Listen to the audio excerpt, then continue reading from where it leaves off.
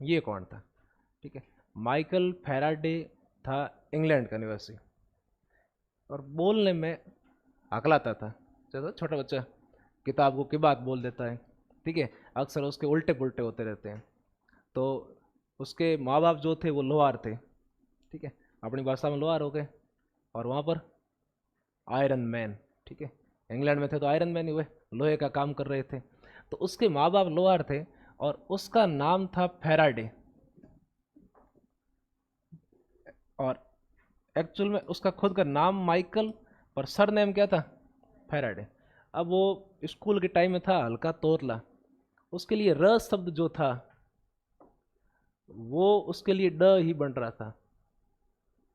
Madam ने पूछा नाम क्या है, क्या बोला उसने? फैराडे। ठीक है, अब मैडम ने उसको थोड़ा डांट दिया, और आजकल के बच्चों के मुंह जल्दी फूलते हैं ना अपने यहाँ पर, उसका मुंह फूल गया, क्लास से बाहर जाके बैठ गया, मैं तो स्कूल में नहीं पढ़ूंगा। ठीक है, फिर जैसे तैसे इसको वहाँ स्कूल में 2-3 साल और पढ़ाया, पर अपने तो जिद पकड़ ली, मैं स्कूल में नहीं पढ़ूंगा। सिर्फ एलिमेंट्री एजुकेशन, शुरुआती बेसिक गणित में इसको सिर्फ और सिर्फ बीज गणित ही आती थी, लंबी चौड़ी गणित इसको आती ही नहीं थी। त्रिकोणमिति उस टाइम चल रही थी तो भी उसको वो गणित पता नहीं थी। अवकलन समाकलन तो बहुत बड़ी बात है। तो इसको गणित का केवल छोटा सा हिस्सा पता था, और वो कौन सा था? बीज गणित। अब ये इस हिस्से के दम पर बैठा था, पढ़ाई छोड़ घर बैठ गया, फिर काम शुरू किया घर घर, एक बुक बाइंडिंग स्टोर पर बाइंडिंग करके बुक देते, ये पकड़ उस आदमी को पहुंचा की, तो घर घर किताब पहुंचने का काम करता था। थोड़ा साल काम किया, प्रैक्टिस की, खुद बाइंडिंग का काम करना शुरू कर दिया। अब वहाँ पर बुक आती थी, जो भी बुक्स आ रही थी बाइंडिंग करता बैठ रहता है, अच्छी लगी, पढ़ना शुरू कर दिया। यानी कि 20-21 साल तक तो इसने धीरे धीरे अपनी लाइफ में यूँ ही ऐसे तैसे कर रहा था। फिर उसने बुक्स को पढ़ना शुरू कर दिया, जो बुक्स मिली उसको पढ़ा, 2-3 बुक्स अच्छी लगी, पढ़ता गया। इतने में एक ग्राहक आया था, और एक वैज्ञानिक था, हम्फ्री डेवी,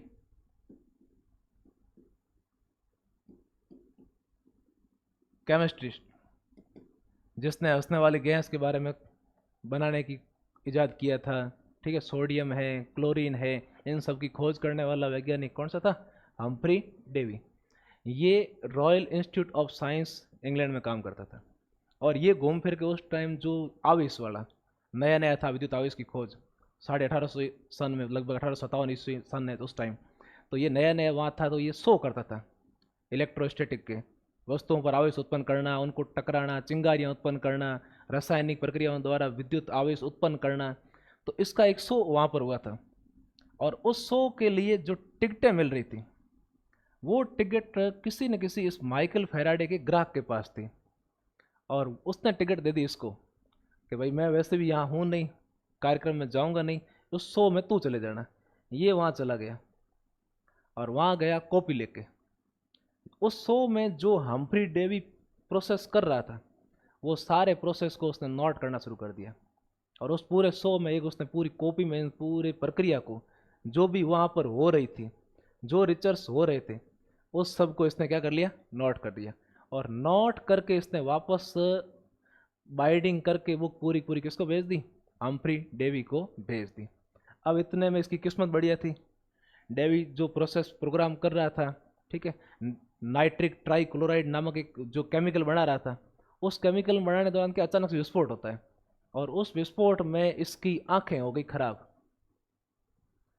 अब केमिस्ट्री का वैज्ञानिक, आंखें खराब हो गई, तो प्रैक्टिकल कोई भी करे, रिसर्च करे, तो सारा काम तो खुद कर नहीं सकता, तो किसकी ज़रूरत पड़ी? असिस्टेंट की। इसने कहा खोज तो मैं जो कहूँगा वो कर लेंगे, पर उनको लिखने का काम कौन करेगा? तो इसको ये लेखक याद आ गया कि मेरे पूरे शो को इसने लिख करके दे दिया था, और उसमें साथ में क्वेश्चन मार्क भी कर दिए थे कि ये कैसे हो रहा है, इसका क्या कारण है। था क्या? आधा पढ़ा, लगभग बेसिक एजुकेशन थी इसके पास, फिर भी इसका इंटरेस्ट था कि जो हो रहा है आसपास उस सबको देखा जाए क्या हो रहा है। तो इसको बुला लिया हम्फ्री डेवी ने अपने पास, और इसको जो भी टारगेट दे रहे थे वो उन टारगेट को पूरा करता जा रहा था। अब वहाँ पर वो रिसर्च करते जा रहा था, और इसकी खुद की खोज जो हो रही थी माइकल फैराडे की, वो इस डेवी से भी आगे जा रही थी। अब गुरु से चेला आगे जा रहा है, क्या गुरु को ये चीज़ पसंद आएगी? नहीं आएगी। और विद्युत चुंबकीय प्रेरण वाली जो उसने खोज की थी, वो खोज उसने काफ़ी पहले करके लिख ली थी। और जैसे इस डेवी को बताई, डेवी ने कहा ये तो मेरी खोज है, मैंने कहा तूने किया है तो खुद का क्रेडिट तू ले नहीं सकता। तो उसने इस प्रोसेस को बंद करके रख दिया कि कोई बात नहीं गुरु, आप जिस दिन गुजरोगे ना उसी दिन हम मार्केट में चीज़ को लॉन्च करेंगे। जैसे ही गुरु जी का राम नाम सत्य हुआ, उस टाइम उसके बाद फैराडे ने वापस वही काम जहां पर इसने विद्युत चुंबकीय प्रेरण की घटना बंद की थी, उसको वापस वहीं शुरू कर दिया कि अब गुरु जी आप तो हो नहीं, क्रेडिट लेने वाले लें नहीं लें, ठीक है। उसके बाद में इसने जिस चीज़ को दिया था वो कौन सी चीज़ थी? विद्युत चुंबकीय प्रेरण। माइकल फैराडे, फिर लेंज का। और इसमें विद्युत चुंबकीय प्रेरण में इसने केवल और केवल थ्योरेटिकल पार्ट दे के छोड़ दिया।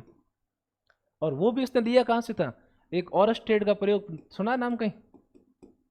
ऑरस्टेड का प्रयोग। ऑरस्टेड ने क्या कहा था कि जब किसी वायर में करंट का फ्लो होता है तो इसके चारों ओर मैग्नेटिक फील्ड क्रिएट होता है। तो इसने कहा जब करंट के द्वारा, आवेश की गति द्वारा मैग्नेटिक फील्ड क्रिएट हो सकता है, तो फिर मैग्नेटिक फील्ड के द्वारा करंट या इलेक्ट्रिक फील्ड क्रिएट क्यों नहीं हो सकता? तब उसने एक्सपेरिमेंट किया था, कॉइल ली, उसके सामने बाहर मैग्नेट को उसने मूव करवाया था और उसने चुंबकीय क्षेत्र के द्वारा, यानी इसने क्या किया कि चुंबकीय क्षेत्र के द्वारा किसको उत्पन्न किया? विद्युत क्षेत्र को उत्पन्न किया। और यहीं से शुरुआत हुई लाइट बनाने की प्रक्रिया। नहीं तो उससे पहले क्या था? छोटे मोटे वोल्टाज का बनाया हुआ सेल था जो एक लिमिटेड टाइम तक जोड़ दिया, करंट का फ्लो करता था, ठीक है, वो प्रोसेस चल रहा था। लेकिन इसने जो सिद्धांत दिया उस सिद्धांत ने पूरी सिस्टम को ही हिला के रख दिया, नई चीज़ें आ रही हैं। तो उस टाइम अगर देखा जाए तो ये आइंस्टीन से भी बड़ा वैज्ञानिक था। आइंस्टीन ने विद्युत चुंबकीय तरंग सिद्धांत मैक्सवेल से उठाया था। मैक्सवेल ने जब सिद्धांत दिया तो उस सिद्धांत को प्रैक्टिकली प्रूव किसने किया था? हर्ट्ज ने। फिर उसको एक स्थान से दूसरे स्थान तक भेजने की प्रक्रिया किसने की थी? विद्युत चुंबकीय तरंगों को। विद्युत चुंबकीय तरंगों को सबसे पहले एक स्थान से भेज करके दूसरे स्थान तक प्राप्त करने की प्रक्रिया जो खोज की थी वो किसने की थी? दो नाम है, कई जगह पढ़ा होगा। भारत ब्रिटेन का गुलाम देश था, इसलिए भारत के एक वैज्ञानिक को मान्यता नहीं मिली, जगदीश चंद्र बोस, जेसी बोस। और साथ में एक रेडियो का आविष्कारक कौन सा? मार्कोनी, ठीक है।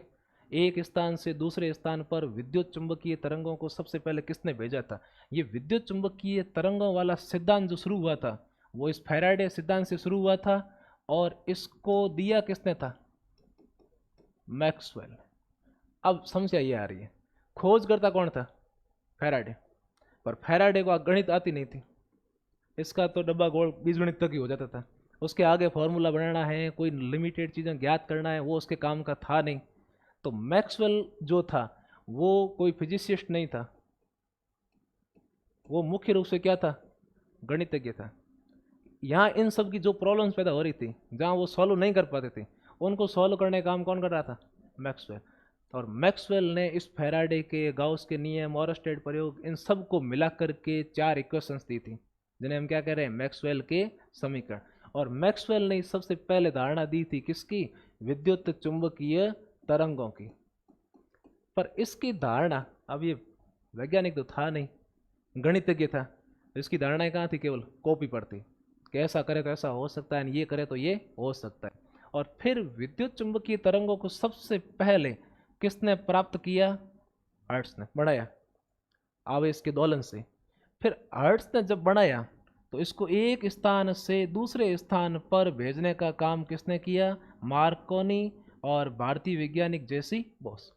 मार्कोनी तो वहाँ जहाँ था वहाँ प्रैक्टिकल कर रहा था, वो उस भारत में प्रैक्टिकल कर रहा था। और समस्या क्या थी वो देखो, रेडियो का आविष्कारक मार्कोनी को क्यों कहते हैं? वो कारण नहीं है कि भारत का था, गुलाम देश था, हम मान्यता नहीं देंगे, भारत वालों की इतनी का औकात है खोज करें। इसका कारण ये था बोस का जो प्रैक्टिकल था वो केवल और केवल लैब तक सीमित था, यानी कमरे के इस कॉर्नर से उस कॉर्नर तक उसने भेजी थी और वहाँ पर रिसीव किया था। लेकिन मार्कोनी का जो था वो लंबी दूरी तक था, उसने इंग्लिश चैनल के एक सिरे पर बैठ करके दूसरे सिरे पर तरंगों को भेज दिया था, यानी इस साइड वायरलेस पर उसने कोई वेव इमिट की, सामने वाले ने उस वेव को क्या कर लिया, रिसीव कर लिया। अब जो मोबाइल बात करने वाला सिस्टम चल रहा है, सैटेलाइट जो चल रहे हैं, हमारे टीवी जो चल रहे हैं वायरलेस वाले, वो सारे के सारे प्रोसेस किसके बेस पर संभव हुए थे, मार्कोनी। तरंगों को भेजना, उस टाइम पुराने टाइम रेडियो थे और उसको वेव फ्रिक्वेंसी एडजस्ट करके सुनते थे, तो वो पूरा प्रोसेस किसके बेस पर हुआ था, मार्कोनी। तो अब मान्यता बॉस को दें, मार्कोनी को दें, मार्कोनी। लंबी दूरी तक वो भेज रहा था बॉस, हम तो शुरुआत ही कर रहे थे, ठीक है ना। गरीब देश के लोग थे, सस्ते जुगाड़ थे, लैब के एक कोने से दूसरे कोने तक ही जा रहे थे, और गलती से किसी ने अगर वोल्ट सेल बना लिया तो हमारे क्या था, जादू जादू जादू, पूरे गांव वाले देखने आ जाते थे, ठीक है। तो वो प्रोसेस था। अब पता चल गया फैराडे कौन था, ठीक है। आधी अधूरी चीज़ें उठाई थी उसने, लेकिन खुरापाती था। दिन भर लैब में बैठ के काम करता रहता था। और साइंस वालों के उम्र के लास्ट में हाल ये होते हैं कि मेमोरी लॉस, चलते चलते भूलने लगते हैं, ठीक है। मेरे खुद के पुराने टीचर है, सामने आएंगे, एक बार नाम पूछेंगे, 2 मिनट फिर दूसरी बार और नाम पूछेंगे, ठीक है। 1 घंटे में 15 बार तो नाम पूछ लेंगे, क्योंकि याद उनको कुछ रहता नहीं है, ठीक है। तो इनके भी यही हाल हो गए, लास्ट टाइम कुछ याद नहीं रहता था, डब्बा गोल, ठीक है। ये भी नहीं पता था कि मैं कौन हूँ, खुद का ही भूल गया। भले ही हमारे लिए इतनी पूरी सुविधाएं छोड़ के चले गए, कई बढ़िया चीज़ें कर ली, लेकिन खुद की लास्ट में क्या बचा, डब्बा गोल, ठीक है। चलो